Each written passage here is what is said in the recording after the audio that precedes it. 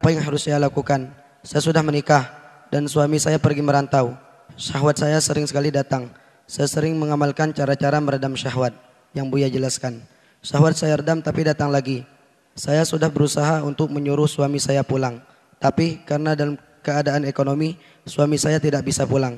Saya takut berbuat maksiat, berbuat dosa. Apa yang harus saya lakukan? Terkadang saya depresi, kadang sering nangis karena perasaan ini. Kadang orang tua saya bingung dengan keadaan saya, tapi saya nggak tahu bagaimana cara memberitahukan orang tua saya. Akhirnya saya bisa nangis. Mohon nasihatnya Buya. Terima kasih. Baik, bismillah. Yang pertama adalah masalah syahwat. Syahwat adalah karunia Allah. Yang tidak punya syahwat adalah cacat. Karena syahwat itu adalah untuk naik pangkat. Kapan? Jika seorang bisa mengatur syahwatnya. Syahwat adalah karunia. Maka bersama syahwat itu Allah telah menghadirkan cara menyalurkan syahwat dengan cara yang bersih dan terhormat. Syahwat apapun itu. Syahwat pandangan, syahwat pendengaran, termasuk syahwat yang urusan pribadi. Ada namanya pernikahan. Pernikahan. Di samping di balik pernikahan ada maksud-maksud agung menjalankan sunnah Nabi keturunan. Tapi ada di situ adalah syahwat. Sehingga termasuk maksud tujuan yang paling besar di dalam pernikahan adalah untuk syahwat. Karena Allah menciptakan syahwat, Allah menciptakan penyalurannya. Jika di dalam pernikahan tidak berlaku yang ini, terus apa maksud dari sebuah pernikahan? Ini harus pahami. Jadi syahwat bukan aib. Kemudian setiap orang itu berbeda-beda. Jadi kita tidak boleh menyamakan syahwat seseorang dengan diri Anda misalnya. Mungkin ada seseorang yang syahwatnya biasa saja, slow, tenang, sehingga aman. Sehingga dalam bab wajibnya menikah seseorang itu adalah disesuaikan dengan urusan syahwatnya. Ada syahwat yang bergolak berlebihan. Dan itu juga Allah ciptakan semacam itu. Dan harus paham, bergolaknya syahwat itu bukan berarti untuk berzina, salah. Bersama bergolaknya syahwat itu untuk mencari yang halal. Allah kasih lapar untuk kita makan makanan yang halal. Adanya bergolak syahwat untuk mencari yang halal. Agar faham betul cerdas mana yang halal buat saya, harus begitu. Bukan untuk berzina, bukan. Saya syahwat tidak kuat nahan. Ada halal, pintu nikah. Baik. Jadi tujuan nikah adalah itu. Untuk melampiaskan syahwat dengan cara yang halal dan itu mendapatkan pahala dari Allah Subhanahu wa taala dengan melampiaskan di yang halal. Begitu sebaliknya melampiaskan di yang haram adalah hina, zina adalah hina dan rendah. Baik, kemudian syahwat itu bukan untuk kita cari-cari dan kita hadirkan. Sehingga dalam pernikahan mungkin bahasa sederhananya adalah orang bukan mencari sesuatu untuk membangkitkan syahwat. Memang kadang manusia itu seperti itu. Pengen cari makanan yang menguatkan syahwat, ini syahwat. Syahwat itu artinya pernikahan adalah di saat syahwat bangkit ada pelampiasan yang halal. Bukan hidup kita adalah binatang pun tidak begitu, nggak ada binatang minum obat penguat itu nggak ada. Binatang sederhana selesai. Tapi manusia lihat, pengen mencari sesuatu yang bisa memungkinkan syahwatnya. Mulai dari cara menu, kalau sudah dapat tawaran makanan menguatkan syahwat, dia senang semangat. Apa itu? Akan tapi ada sebagian orang nggak pakai itu pun syahwat bergolak dan itu dari Allah, bukan dia sengaja mencarinya. Syahwat bangkit. Akan tapi di balik ini semua ada penyaluran yang halal. Ada memang orang yang naudzubillah mencari-cari syahwat. Mencari-cari syahwat contohnya adalah melihat tontonan, gambar-gambar agak layak. Kalau sudah syahwat itu diundang gimana akan diusir? Makanya insya Allah yang bertanya ini adalah memang sudah berusaha mengusir syahwat yang bukan diundang. Tapi kalau kita mengundang syahwat, omong kosong. Bagaimana mengundang syahwat? Mengundang syahwat itu yaitu melihat film-film kotor dan sebagainya. Termasuk mohon maaf mengundang syahwat sehingga penyalurannya gak terlalu. Termasuk misalnya biarpun dengan pasangan yang berjauhan. Dengan pasangan yang berjauhan bangkit syahwat, pelampiasannya di mana setelah itu? Maka menghentikan syahwat adalah dengan cara banyak memohon kepada Allah dan seterusnya. Jangan mengundang syahwat. Sehingga betul jika syahwat itu yang datang begitu saja, begitu mudah untuk kita usir. Contoh ada seseorang tiba-tiba bangkit syahwatnya. Dia mengambil air wudhu, baca Al-Quran, atau sholat, atau dia mengadakan aktivitas yang lainnya akan hilang. Tapi yang repot adalah syahwat yang diundang dengan membuka internet dan sebagainya. Gimana kita bisa mengusirnya? Sehingga menjadikan sebab ya, syahwat susah diusir, maka akan kebayang-bayang, akan menjadi berat di dalam menjalani hidup karena dia urusan dengan syahwat. Dan yang bertanya ini semoga termasuk golongan orang yang memang bukan mengundang syahwat, tapi tiba-tiba syahwat datang kepadanya, dan itu normal. Anda normal, wanita normal punya syahwat yang datang kepada Anda, kemudian Anda berusaha mengusir seperti yang sudah kami sampaikan di majelis yang lain, di pertemuan yang lain. Anda berusaha mengusir tapi kok masih ada syahwat ada. Wajar, Anda normal. Kemudian pelampiasan halal Anda adalah tidak ada, lagi berjauhan. Maka kami himbau, kedekatan itu penting. Jangan hanya mementingkan urusan-urusan yang artinya ekonomi, rezeki bisa dicari di mana saja. Tapi kalau urusan kehalalan ini harus dengan pasangan. Harus dengan pasangannya. Tidak bisa di tempat lain lalu melakukan zina, nggak boleh. Kemudian ini jawaban untuk yang pertama secara khusus. Jika suami Anda pergi karena urusan nafkah, Anda tidak cukup memanggilnya. Akan tapi di samping Anda memanggilnya untuk kembali, sampaikan kerinduan Anda, di sisi lain Anda harus yakinkan kepada beliau bahwasanya Anda tidak akan menuntut urusan nafkah.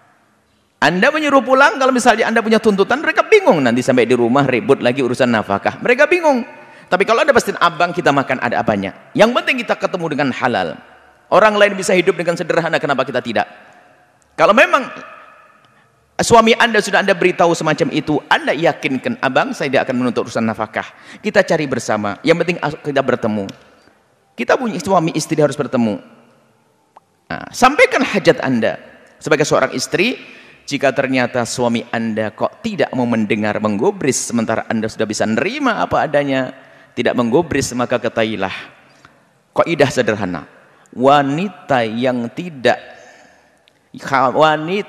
tidak terpenuhi kebutuhan batinnya, sementara dia takut masuk wilayah madarat, keharaman, maka saat itu sang wanita itu suruh bersabar, ditunda. Menunggu kesabaran sampai diperkirakan 4 bulan seperti masa ila. Ila itu sumpah, seorang suami yang bersumpah tidak mau menggauli suaminya itu 4 bulan. Maka para ulama menyampaikan, seorang wanita bersabar sampai 4 bulan. Sedang minta pada suaminya sampai 4 bulan. Setelah 4 bulan kok tidak dikabulkan oleh sang suami, maka sang istri tidak dosa mengajukan ke mahkamah. Karena apa? Ini urusan pribadi yang tidak bisa diwakilkan kepada siapapun. Maka jangan disamakan. Hakim tidak perlu marah-marah. Kenapa kau ini perempuan? Oh, tidak benar ini. Loh, enggak. Ini urusan syahwat pribadi. Justru ini karena perempuan takut kepada Allah. Yang repot dan naudzubillah hina. Suaminya berjauhan, dia menikmati dengan laki-laki lain di rumahnya. Terhinakan di dunia dan di akhirat. Dosanya double. Dosa kepada Allah, dosa kepada suami. Akan tapi dengan cara mengajukan ke mahkamah, minta untuk dipisah. Setelah dicerai oleh mahkamah, mahkamah akan ngurusi suaminya. Memanggil suaminya, kalau suaminya nggak mau datang maka dicerai oleh sang suami, maka dia akan menikah setelah itu dengan suami yang baru lagi setelah masa iddah selesai. Jadi tidak bisa melakukan keharaman, hati-hati. Urusan syahwat ini beda, bisa menjadikan semua bermasalah karena urusan seperti orang lapar, bahkan lebih dari itu kalau urusan syahwat bangkit, apalagi zaman-zaman semacam ini. Maka tolonglah, kebersamaan itu penting, suami istri penting.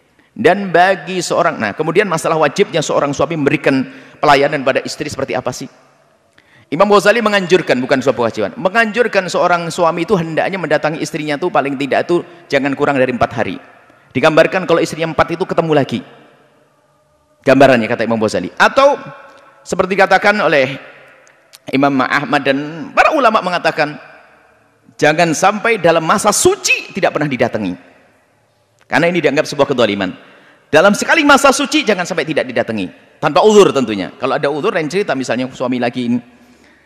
Tapi kalau sudah tidak datangi lebih dari 4 bulan, maka seorang istri kalau sabar tidak menuntut, no problem, nggak ada masalah. Sebab secara qadha nggak bisa qadhi ikut campur gara-gara tidak bisa tidak digauli. Kalau istrinya rela nggak ada masalah. Tapi di hadapan Allah seorang suami yang menelantarkan ini haram. Jadi ada qadhaan wa dayanatan di sini. Jadi kalau ada seorang suami tidak menggauli istrinya dan istrinya kok diam-diam enggak menuntut, maka secara qadhi enggak boleh ikut campur. Tapi secara agama kalau karena kedzaliman sang suami enggak boleh, haram. Dosa.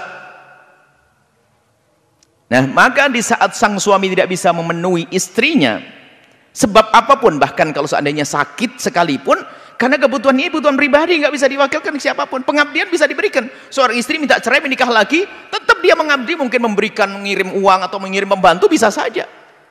Tapi urusan yang ini tidak bisa main-main. Ini urusan syahwat, sehingga sampai 4 bulan, batas 4 bulan. Kalau ternyata sang suami tidak mau menggauli istrinya, maka saat itu sang istri boleh mengajukan ke mahkamah, diceraikan, kemudian setelah itu menikah dengan laki-laki yang lain setelah masa iddah selesai dan akan terpenuhi. Yang paling mengerikan hari ini adalah masalah perzinahan. Begitu mudah perzinahan. Dan kita mendengar berita di sana sini, sudah punya suami masih berzina. Naudzubillah. Rendah sekali itu orang. Sudah punya suami. Maka bagi yang ingin selamat, seperti yang bertanya, pertanyaan istimewa, ini wanita mulia, solehah dia. Yang bertanya wanita solehah, suaminya jauh sementara syahwat yang bergolak, dia ingin cari solusi. Sudah berusaha untuk menjauhkan syahwat, akan tapi masih saja datang karena syahwat adalah fitrah. Maka solusinya adalah sampaikan kepada suami, kalau memang dalam tempo yang Anda tentukan tidak bisa pulang, kemudian tidak mau pulang, tidak merencanakan pulang, maka setelah itu Anda ajukan ke mahkamah dan Anda akan dicerai. Karena apa? Ini adalah kebutuhan pribadi Anda yang tidak boleh, yang tidak bisa diwakilkan kepada siapapun. Keselamatan akhirat lebih penting. Sehingga dikatakan oleh para ulama, boleh mengajukan tolak yang semula tolak dilarang menjadi boleh karena raf'ud dharar, untuk mengangkat kemadharatan, musibah bagi seorang wanita. Karena dia akan tersiksa dengan menjaga syahwat tersebut. Menjaga syahwat tersiksa bisa jadi suatu ketika kepleset dalam berzinahan. Kalau sudah syahwat bangkit, gelap mata, naudzubillah. Sehingga kalau sudah tidak punya malu akan menjadi pezina-pezina, lebih besar madharatnya. Maka boleh mengajukan perceraian. Seperti itu. Anda yang bertanya bisa mengukur ini semuanya. Dan jangan berkhianat, seorang perempuan dikit-dikit ngajukan cerai tanpa alasan yang jelas, nggak boleh. Atau naudzubillah karena sudah berpikir tentang laki-laki yang lain, nggak boleh. Tapi kalau sifatnya adalah karena memang suami tidak memenuhi urusan kebutuhan batinnya, benar-benar tidak peduli sang suami, nggak pernah menggauli, nggak pernah menyentuh, nggak pernah ini, maka setelah 4 bulan boleh ngajukan ke mahkamah. Dan suami zalim haram, kecuali suami ada uzur. Mohon maaf, uzurnya apa? Impotensi, sakit, dan istri rela, maka ya nggak ada masalah. Tapi kalau suaminya tidak ada uzur dan dia bisa mendatangi istrinya, kemudian istri yang menghendaki, menginginkan, lah kok tidak memberi, maka sang suami zalim dan haram, dosa hukumnya, fasik dia. Karena apa? Ini menyiksa hati seorang wanita di bawah naungannya tapi tidak diberi.